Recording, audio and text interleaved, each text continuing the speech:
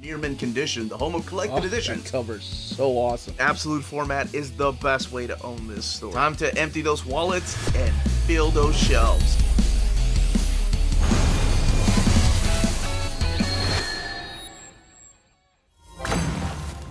How's it going, all you minties? Uncanny Omar here from Near Mint Condition, the home of collected editions.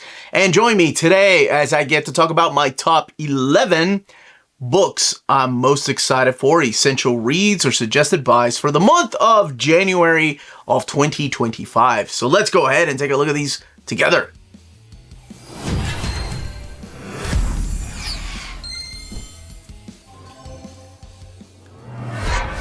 And welcome back, everybody. Before going any further, a big thank you to our patrons for making videos like this possible.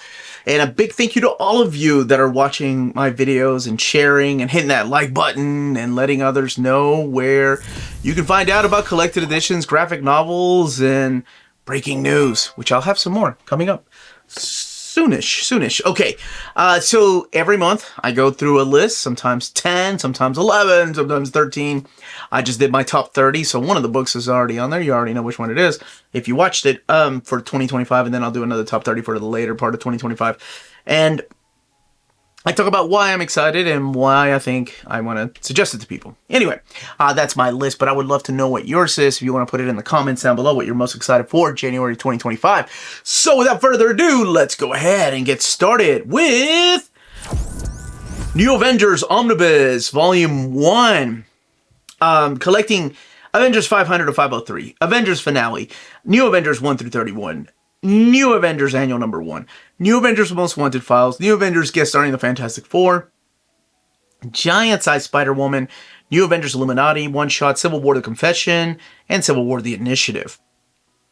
1,208 pages, $125. There was a reason that the Avengers were the flagship title of Marvel Comics in 2004, 2005, 2000. I mean, there were some years. It was outselling X-Men. It was outselling everything at the comic store. And this is the reason. No matter how much I love classic Avengers, and I do, no matter how much I love the leather jacket years, and I do, I cannot... I can't deny the fact that this was a #1 seller, a stellar seller, year after year, knocking it out of the park. So many people were buying this instead of buying X-Men, instead of buying Batman. It was out.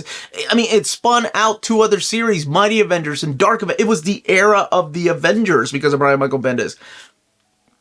So it would do you an injustice not to suggest buying this or reading this, because to a lot of people, this was Avengers. And Wolverine, Luke Cage, Spider-Man, Sentry, this new character named Ronan, thrown into the mix with Captain America, Iron Man, and Spider-Woman, and then eventually Captain Marvel. Yeah, or I'm sorry, Miss Marvel during this time. Yeah, absolutely. And then the lineup changes and things happen. There's events that happen in between. But if you didn't pick it up the first time around, pick it up now. And hopefully some guy on the internet with a suit will announce a Volume 2 sometime soon to come out later this year. Maybe. And next up is Stormwatch, The Road to the Authority Compendium. Absolutely. And if you cannot purchase anything by Warren Ellis, completely respect that. Move on to the next book, but I cannot not suggest this. It is freaking amazing, and he wasn't alone creating this. Tom Rainey and Brian Hitch were a big part of this era, and it collects Stormwatch 37 through 50, the preview number 1, and then Stormwatch Volume 2, 1 through 11. And Jenny Sparks, need I say more? Jack Hawksmoor, Apollo, Midnighter.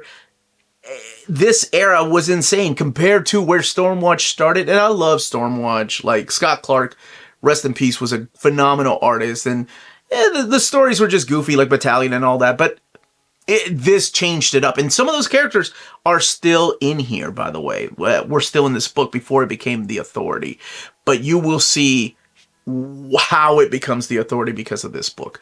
Again, no Alien versus was it Justice League or Wildcats? I can't remember. One of those, the crossover that has why some of the Stormwatch members didn't make it all the way to this volume 2. Next up, Oh gosh, yes. I've already done an overview of this, but Paul Smith's Uncanny X-Men Artist Edition, it is so I can't, like, the video doesn't do it justice. Me talking about it doesn't do it justice. If you're a fan at all of original art and can't afford it, if you're a fan at all of Paul Smith, his run on X-Men, or just his artwork in general, this book is phenomenal. It has issues in here from 165 to 175, not fully, right? It's got some of the stuff in here from X-Men and Alpha Flight, the Marvel Fanfare, and then X-Men Alpha Flight #1, and then some from Unlimited, the X-Men Unlimited series. It is a beautiful, oversized, wonderful artist edition, and one that I was anticipating.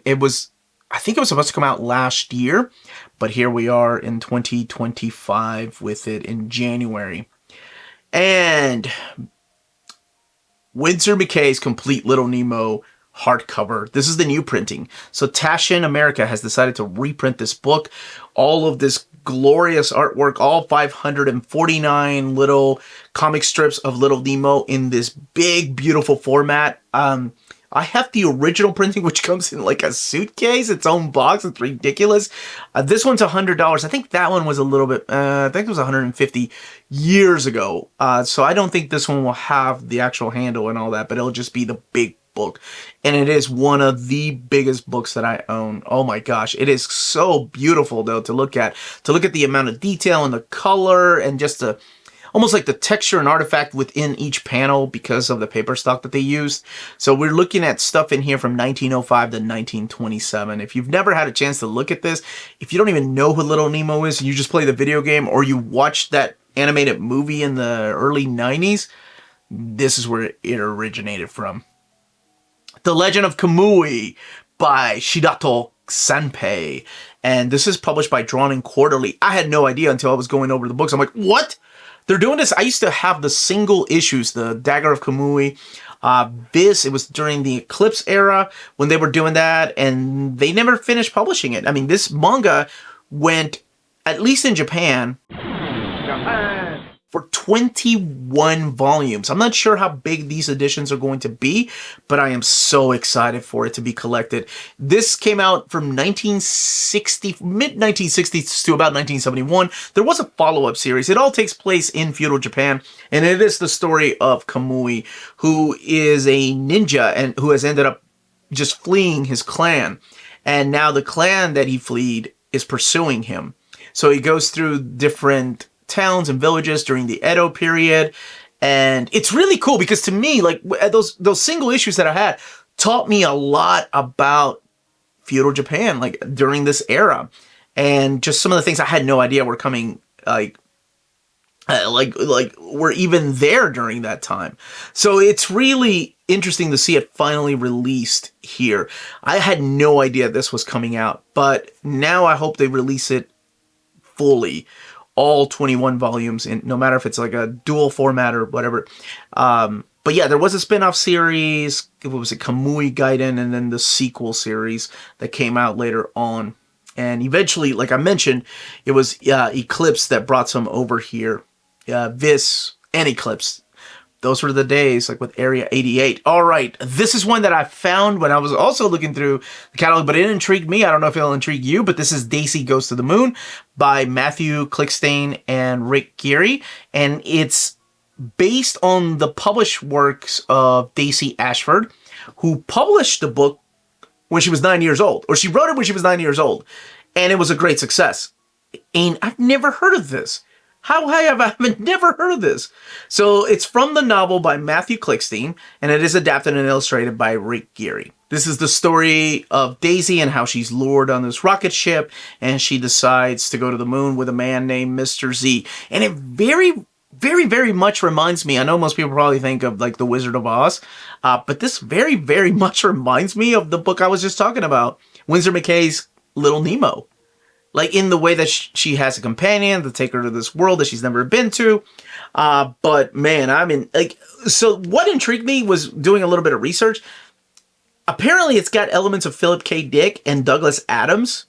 That's it, man. Say no more. So I can't wait to read that. That is being published by the folks at Fantagraphics. Kaiju Max. Oni Press is releasing the complete collection, volume 1. If you've never read it and you love Godzilla, you love King Kong, you love Power Rangers, you love Ultraman, you like Transformers, who doesn't like or love Transformers? Transformers, love it. This is all of these kaiju, all these giant monsters that you love, no matter where you came from in life, in one island. It's a prison, and they all have to live together there. Oh my gosh, it's so good. Xander Cannon, just love it, man. It's whimsical. It's got a lot of heart. There's some sad moments. And this collects Season 1, Terror and Respect, 1 through 6. Season 2, The Seamy Underbelly, 1 through 6. And two-time Eisner Award-winning Cannon is who is making this book. And this has been released in a big oversized format and now coming out in a complete collection. I am curious if they'll have the indexes at the bottom of this collection. DC's finest, Green Arrow. Absolutely recommending this one. This is the Longbow Hunters of Green Arrow. So we're looking at Detective Comics Annual 1, Green Arrow 1 through 8, Green Arrow Annual number 1, the Question 17 through 18, Question Annual 1, Green Arrow, the Longbow Hunters. If you did not pick up the omnibus editions, because omnis aren't for you, I get it. You know, a lot of people love smaller, more readable formats. This has 544 pages and it retails for $39.99, so it's easier to read. Longbow Hunter, Mike Grell was able to bring in the I'll almost call it like a street knowledge to this character. He took the Robin Hood and Sherwood Forest out of the character and put him in Seattle, so a real place, where he's dealing with real crime. And not once during his run does he call him Green Arrow. He just calls him Oliver Queen. And he's there with Black Canary, and both of them are having to deal with like drug lords and human trafficking and just things way ahead of their time. I remember interviewing Mike Grell and him getting in trouble a few times from readers, like, you know, this is grotesque, this is so brutal. And he was like, dude, I'm just writing what I see in the newspaper headlines. That's it. This stuff is really happening. And he brought it into comics, and he brought that realism and darkness to it. And it's written so well, too. I am very jealous if you have not had the chance to read any of Mike Grell's Green Arrow, because now you get the chance to read it in a DC Finest format. Next up, or the very next book I'm going to be talking about, is the one I've already talked about a little bit, but that is Vagabond, the Definitive Edition, hardcover, Volume 1. So, this is by Takehiko Inoue, who, of course, did Slam Dunk. Vagabond has been published in tankobon size here in America. It's been published in Big Viz format, but it is now finally coming out in a definitive edition hardcover. So $55. I assume it's going to be the dimensions of Berserk, Blade of the Immortal, Vinland Saga that, you know, other publishers are doing. So maybe Viz is now on board with this. Because when I talk about the books I was excited about, I said, you know, they've done, to me, what's our standard size hardcovers for tankobons, like JoJo's Bizarre Adventure, Fist of the North Star, and I think those are great. But if you're putting more than 2 or 3 tankobons in one volume, like the Big Viz editions, and you already have them in that format, put them in a hardcover, man. This is going to be beautiful. Set again in feudal Japan, the story of Miyamoto Musashi, and just how he came to be. Now, he's not known as Miyamoto Musashi at first. He goes by his childhood name, Shinmen, what was it? Is it Takeshi? Takeshi, I think. And just wandering through this land and also having to deal with all these different wars. It's a freaking masterpiece, one of my favorite manga of all time, coming out in a hardcover format. Battle Action Force Treasury Edition, Volume 1. I had no idea what this was. No idea what Battle Action Force was. We had G.I. Joe growing up here in America. And over in the UK, that's what they were putting out. You know, they were translating G.I. Joe and making it into Action Force, but they had their own original comics too. So the kind folks at Skeletron and, of course, 2000 AD Rebellion are putting this book out. All 3 of them, and they're gorgeous, like black and white and in color. You have Jerry Finley Day and Cam Kennedy, John Cooper, Jeff Campion, just to name a few of the creators that you're probably familiar with if you've read the work of Judge Dredd. You know some of these names. Cam Kennedy is another one, Robert Turner, Jim Watson. But this has been out of print for 40 years. and now it is back to print. I have, like I said, no nostalgia for this at all. Like I said, have no nostalgia for this, and I'm excited to read it. 40 years it's been out of print, and now it's coming back to print. So, man, people that read G.I. Joe and Battle Action Force, you guys are eating good. We just got G.I. Joe Compendiums, and the Kickstarters are going out, and now we're getting Battle Action Force in January. You guys are eating real good. That's awesome.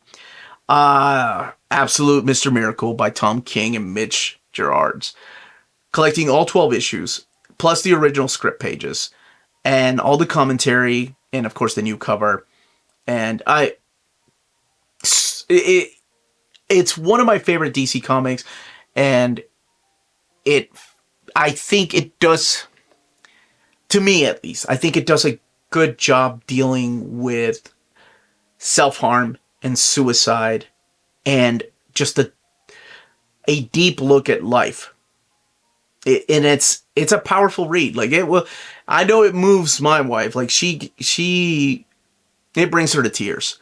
But again, for me, Tom King's characters, when he's writing a lot of these stories, I almost have to take him out of continuity. Like, oh, this is just his little pocket universe.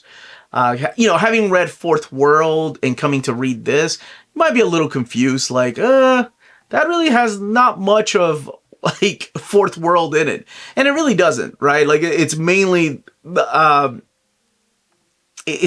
story of a marriage between Scott Free and Big Barda. And of course, battling the side, like, dark side, heading over there, and also dealing with other new gods like Metron and Orion.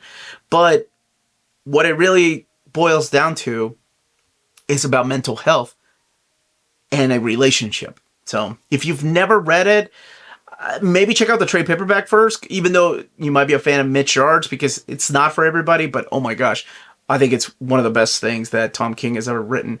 Now, it's ups and downs with Tom King for me. Like, I like some of the things that he's written. I love Omega Men, and other things not so much. But that is the 11 books I'm suggesting. If you're interested in any of them, check out our sponsors. If you're in Europe and you're interested in buying these books, definitely check out Walt's Comic Shop in Berlin, Germany. They have the cheapest pre-order prices, flat shipping rate of €12 for all EU countries, emails answered within 24 hours, waltscomicshop.com, and you can use the code nearmintcondition at checkout and get free shipping for all EU countries with your first order over €40. That's Walt's Comic Shop, your reliable source for omnis and premium collected editions in Europe. Ding!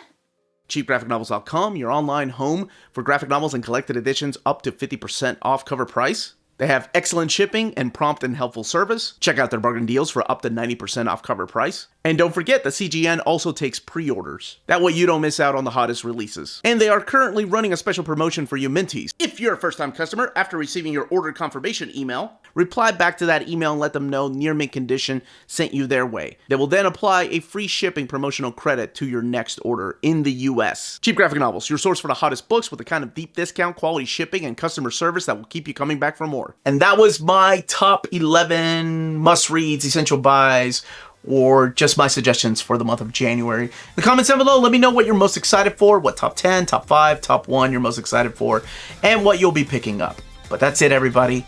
Stay healthy and safe out there. Here's to 2025 being a better year. Much love.